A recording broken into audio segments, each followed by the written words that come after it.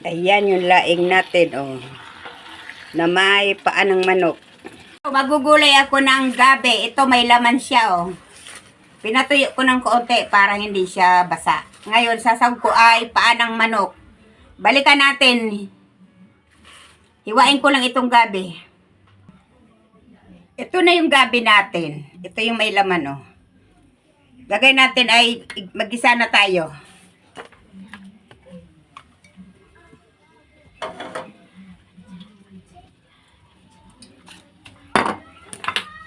Ito na yung bawang natin, sibuyas at luya.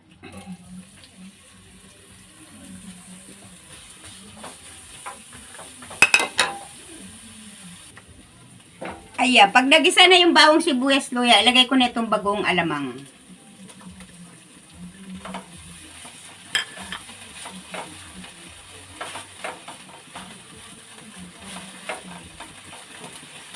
Ilagay ko na itong paa ng manok.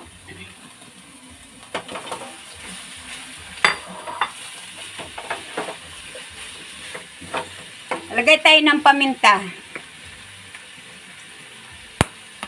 At kaunting pampalasa.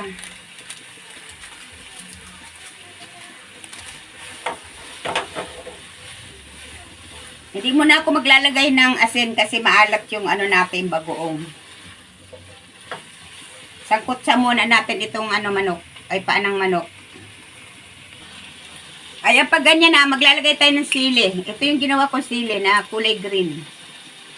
Lalagay tayo ng sili. Ayan, mga 2 kutsarita.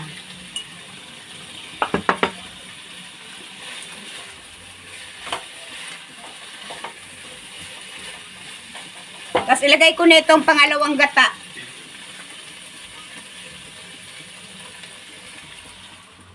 Ayan, may yellow pa siya kasi galing ng freezer yan.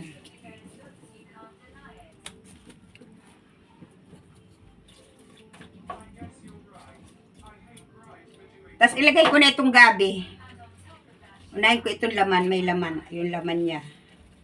Pinatuyo para hindi siya magtubig.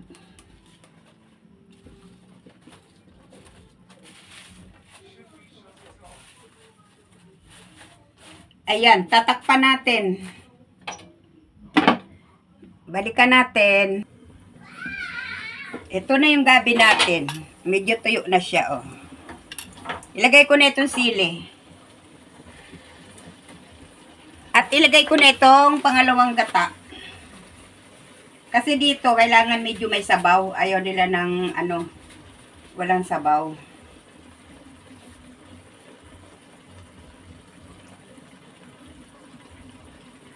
Ayan.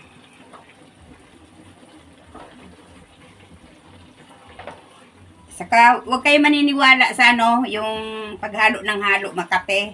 Meron talagang gabing Makate.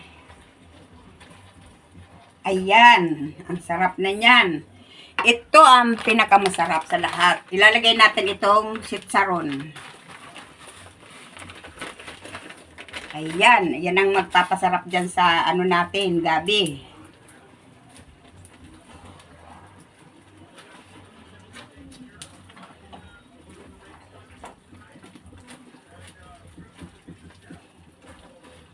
Ayan.